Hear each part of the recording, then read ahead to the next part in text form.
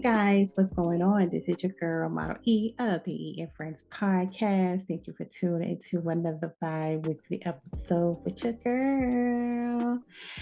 So, guys, what's going on? Thank you for continuing to keep up with me on Instagram at E and Friends Pod and on Twitter at Erica Jones with the Z on the end. Thank you for telling a friend to tell a friend about the E Show. And I also want to say thank you for acknowledging the conversations that my guest Rissa had last week on the E and Friends title, Guess Who? She was a long time guest, and I promise you the next time she comes on, she is going to be a little more forceful with her words. But we had a lot of great conversations. I had a few people hit me on the inbox, and we just had a lot of conversations going on. And so I love all the back and forth dialogue. So y'all keep it coming. But for this by week, your girl Model E is going to give you a little something else. So welcome, welcome, welcome. Continue to tell a friend to tell a friend. And let's go. So, guys, I don't want to bring this up, but everybody's talking about it. Everybody has a little mixed feelings about it, but I'm not going to speak too much about it. I'm really not. I'm not going to show nobody no love, but I watched the Jeffrey Dahmer show on Netflix. And yes, it is crazy, very crazy. We can tell that from the beginning of the show that this kid had a whole lot of issues, and the family had issues too. And no one really took the time to look into these issues. So these crazy things happen. And so I'm not going to get into much of it, but my husband told me that anybody who watches movies like that they are, crazy, insane people. So I assume that I am one of those crazy, insane people because those stuff don't bother me.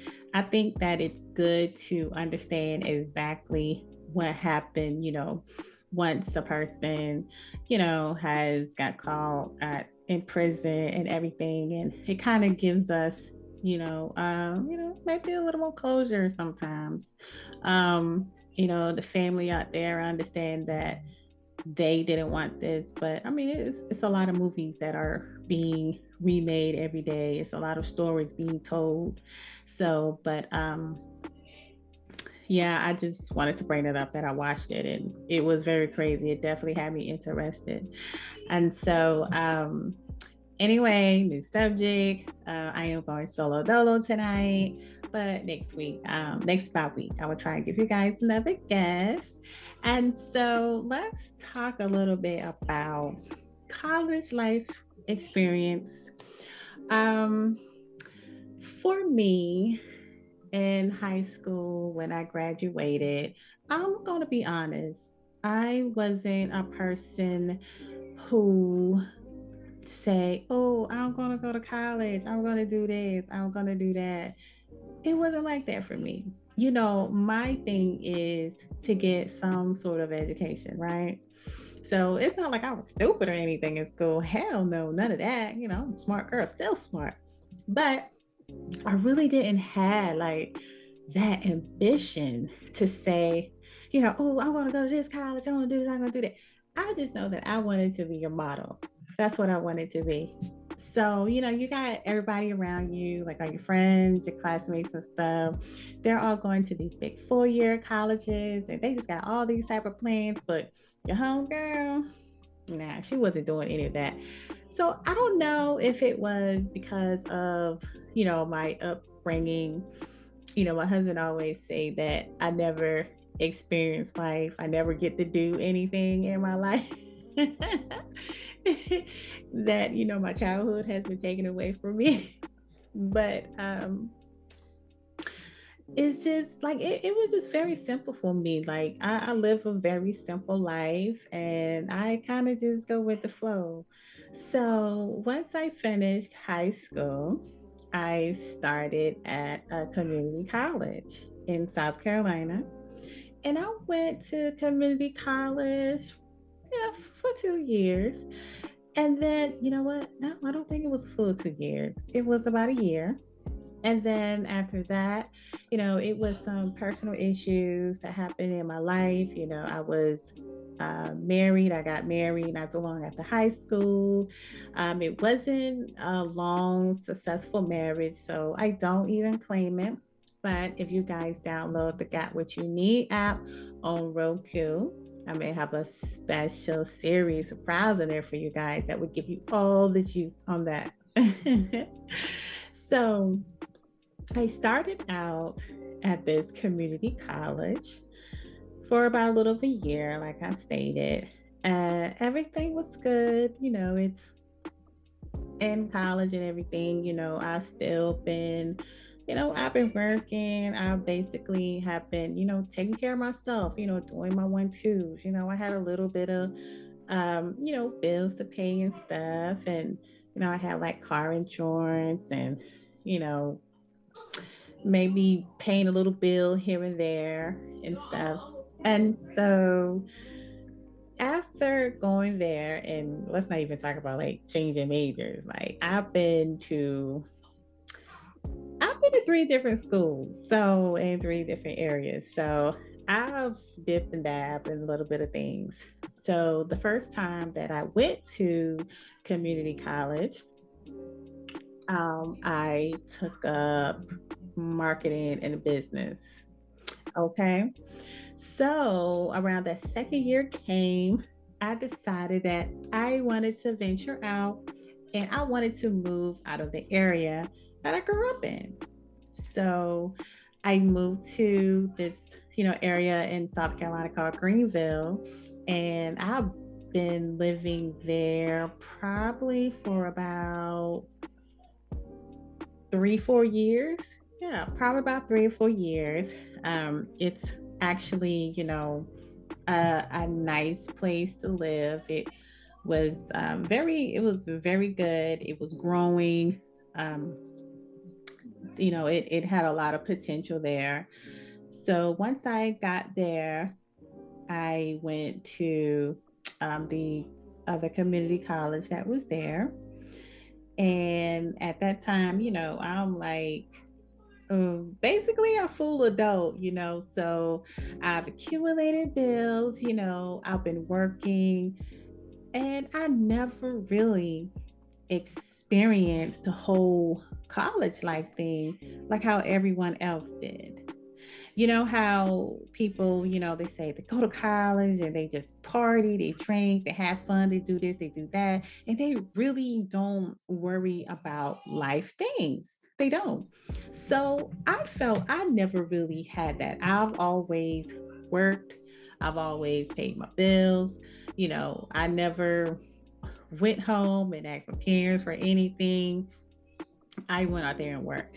And so the people who were at this college with me, we stayed on college campus. So I did get a little bit of experience with being on college campus.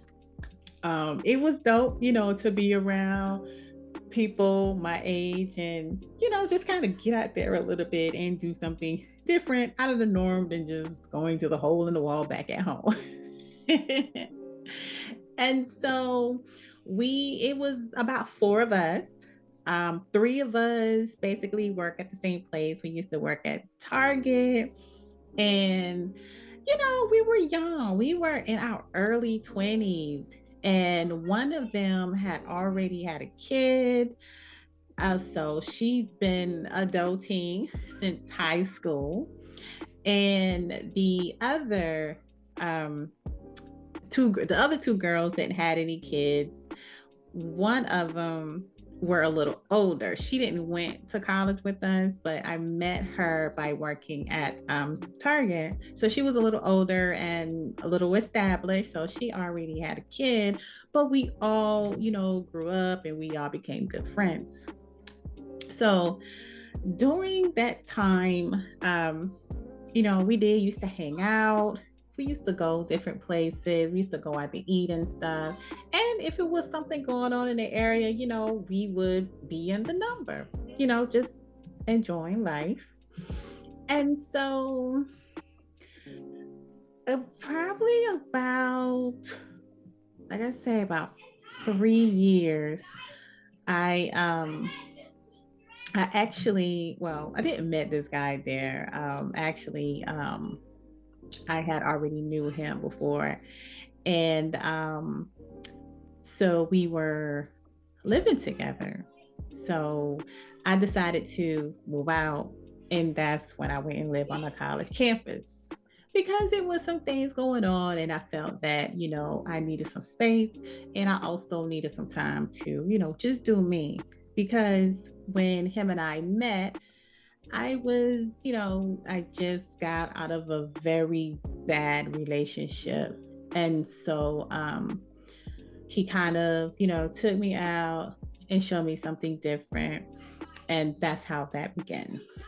So once I started, staying on the school campus and everything, our relationship tend to, go a little downhill a little bit. And it was some stuff that his mama said about me that I didn't like. And so, that right there kind of just, I'm done with that. You mama's boy. I'm done. I'm not gonna deal with that. So if you can't make your own decisions, then there's no need for you, for us to be together.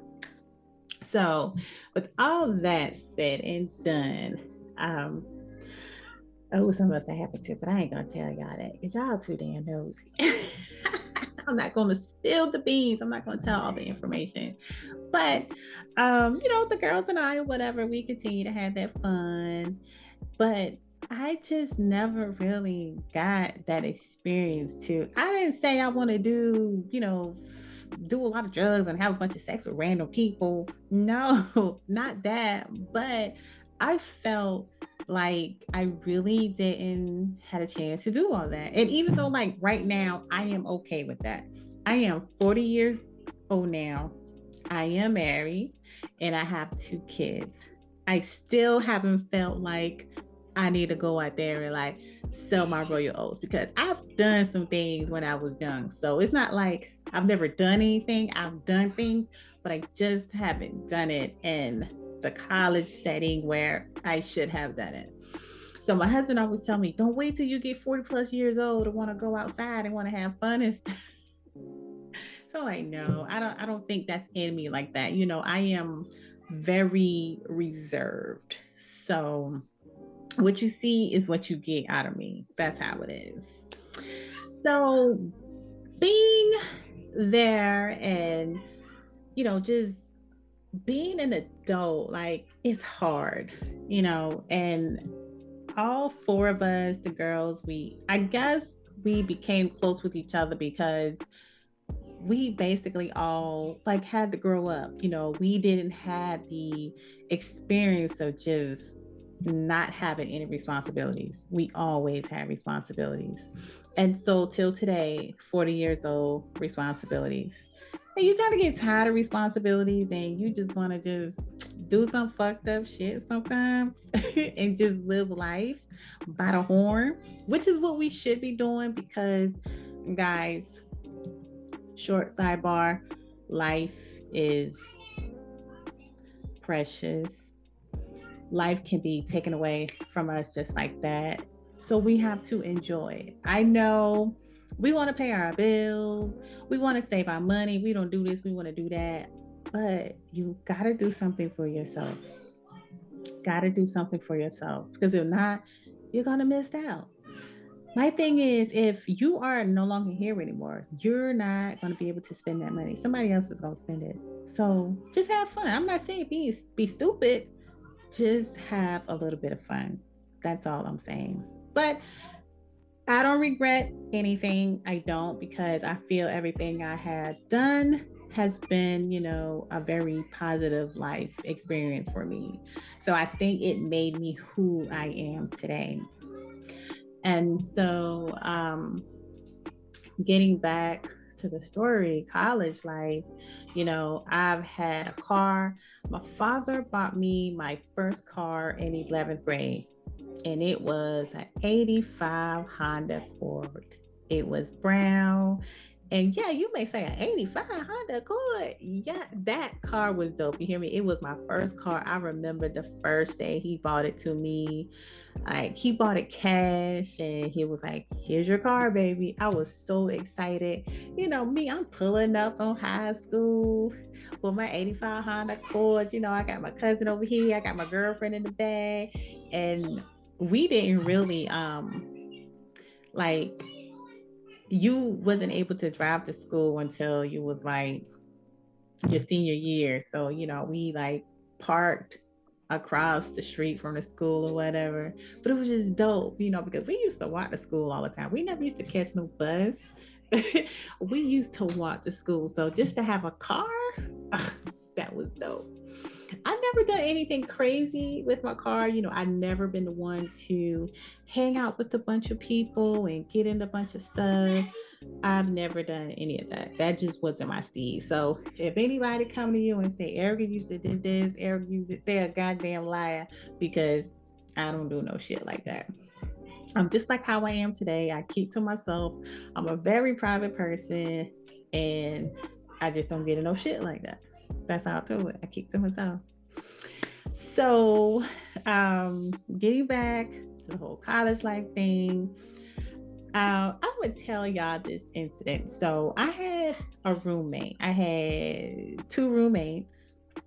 We had a 3-bedroom apartment, and both of my roommates, um, there were white girls, right? There were two white girls. And I thought they were cool at first. You know, nobody really talked to each other. You know, we had a common area, but I think maybe twice that we all sat out in that common area.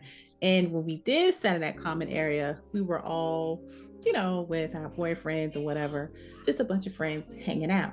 But it wasn't never a, oh, we getting fucked up, we about to party, we about to have fun. It wasn't nothing like that, you know. It was kind of whack. It was kind of whack. I'm gonna give it that. It was kind of whack. So nothing like that at all. But I was mainly in my room all the time. And so I had this one roommate, like she wasn't never at the apartment. She would always go and stay with her boyfriend. Okay, cool. I ain't got to worry about nobody. The other girl, she had this boyfriend, but they used to always get into it all the time. She used to come in late at night and sometimes he would come there and they would just be talking loud. I don't know, you know, they was out drinking, but it was always some shit popping off. And the bitch used to eat my food. Like I used to have food in the refrigerator and she used to eat my food. I ain't gonna tell y'all what I did, but trust me, she ain't never eat no more.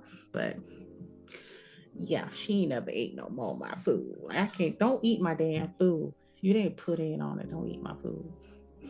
But that was the only thing that I didn't like about that experience. You know, I still have my own bathroom and everything.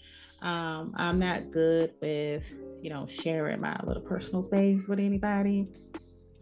But yeah, and so I don't know, like my whole experience, it was different from the norm from everybody else. You know, I hear everybody else college life experience and they were just, you know, like having so much fun, you know, and they left from home and really their parents didn't know what they were doing. So I don't know. I'm just different, but I don't regret any of it. But I'm glad that I did went and got the little experience that I did. But then I come to realize, you know, years later, paying these student loans, I was like, I ain't doing shit I went to school for. But I got all this student loan that I'm just waiting on Biden to go ahead and collect. I'm just waiting. So come on, Biden, make sure you go ahead and give me that full 20 because I'm waiting. But yeah, I really didn't had no big plans to go to college. I know I just wanted to be a model. So here I am, modeling. And speaking of model, you guys know that I tried out for America's Next Top Model back in the day. Yeah, my first time trying out for America's Next Top Model was back in 2007, where I really thought Tyra Banks was gonna be there. Tyra Banks is my girl. I used to like watching America's Next Top Model. I just know I wanted to be on there. I was supposed to be on there with Eva ass, but Eva got it out in. But your girl went out. I remember went out to Charlotte, North Carolina, and I went to an audition, and I had to walk on the runway. So, I had my heels and everything. I walked on the runway, change into multiple outfits, take pictures. And then we were doing like commercials. And I remember doing this one Visa commercial, and it was Visa. It's everywhere you want to be. Y'all remember that commercial? I know it was a little while ago, but every time I turn on the TV and I see Samuel L. Jackson with my Visa commercial, I was like, that's supposed to be me. That was supposed to be me. But you know what? Guess what? I'm my own Model E. So, second time, right? Second time I went, but this time I didn't went to an actual audition. I got a little lazy, maybe a little discouraged, and I did a video. So yes, this is when VHS was in play, and I did a video, and I turned in the video and everything. I had my girlfriend to come over, take a bunch of headshots, and I asked my little questions on the video, gave them my answers and everything. I remember sending it in, and I had to send it certified just to make sure someone signed for it. And so I remember like calling them, making sure that if they received my video, and then finally one day they was like, oh yes, we received it. It was signed by such and such. I was like, oh my God, they got it, they got it. I ain't never had nothing from their ass. So Tara, y'all missing out. So your girl is a podcaster now. She's doing some of everything. I'm my own model. Yes. Y'all, I am serious. Y'all don't see this face. I'm serious. So this is how Model E became, because I wanted to be a model. But you know the reason why I think I didn't succeed as a model is because I'm an introvert. If y'all can't tell, I am a very shy person. Yes, I'm very shy.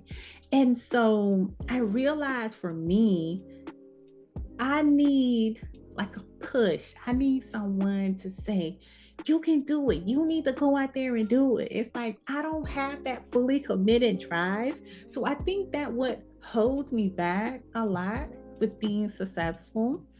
But I have my husband now, and he's really working on me. So I am thankful and blessed for him.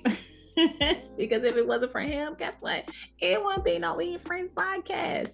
It would not, because I would never ever think about just sitting in front of this camera or even a mic talking, and damn sure talking about myself. But y'all realize over the years that I can get on this mic and I can talk, even on this video. I can just talk, have a conversation to myself. It ain't nothing. It's not nothing. But that's how all that became. That's how Model E came. And but it's not like I didn't have any ambitions or anything. It's just I was just, a regular reserved person. I figured as long as I get some sort of education, that I will eventually figure out what I want to do in life, and be happy. But I am glad that I saw my husband on Facebook under people you may know, because I don't know what I would be doing now. With him, we do a whole lot of stuff together. We have businesses together. I am the face of a lot of things. And, I'm still an introvert, but I am not an extreme introvert. I know how to do things to get myself, to keep going while I'm out having all these eyes on me. Like I know how to control it. I know what I got to do. So, yeah. Um I do want to get into one last thing before we go. A cuddle therapist. So, is this woman out there? She finally announced what she does for a living. Now, this woman pays what she charges $1,300 for cuddles. Look, it's October, fall is coming, it is pumpkin spice season. Yes. And it's time to snuggle up. It's time to snuggle up. It's cold. We need to get warm and we need somebody to snuggle up with. Well, this woman, she only offers cuddles, okay? So she says she is not a sex worker. She have never had any clients attempted to do anything, sexual with her. She makes her clients sign an agreement before the healing can begin. So her whole thought for cuddling is to heal. Okay. Now, she says while there is nothing sexual about the cuddle therapy, sometimes people do become aroused and get embarrassed, but we just deal with it in a mature way. So that's natural. I can see it happening. You laying beside someone, a man is behind a female, your penis is going to get hard, okay? That's not something you can control. It's this natural instincts. So she was like, the way that they deal with that is just, something simple, we're all human, it happens, so let's continue this journey. And so the agreement that these men sign is that the genitals and the breast must be covered and are not to be touched during the session. So nobody isn't touching anything. We're just cuddling each other. So so she was like, the touch can elicit those responses, and it can. And she said it's only natural. That's what I just said. It's natural. So they just, leave it there and they just deal with it. But she charges $1,300 for the customers, who want to snuggle. And it's overnight. Why they go to sleep? So she's there for a few hours sleeping with them. But she does offer a lower price for those who cannot afford the premium cuddle package.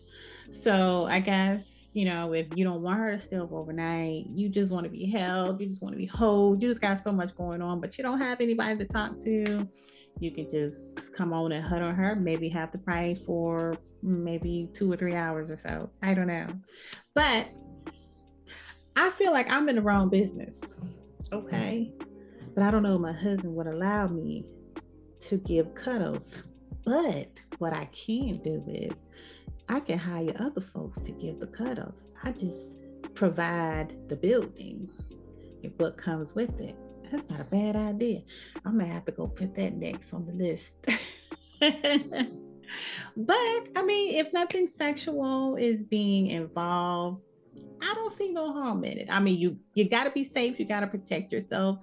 For me to do that privately, by myself, I'm thinking about, like my safety now, because we all know there are a lot of crazy people out there, and there may be people who needs this, who needs that mental therapy, who needs that conversation, just needs to be held and hold. Yes, but there are people out there who would pay that $1,300 and do some crazy shit. So now you're in some shit, but if it works for her, it works. But I mean, $1,300, that's not bad just to cuddle. I mean, I love the cuddle. My husband, maybe he should, start charging me $1,300. The money is coming back in the house. So but if I tell him that, he's probably gonna be like $1,500 because my cuddles are deep. But guys, yes.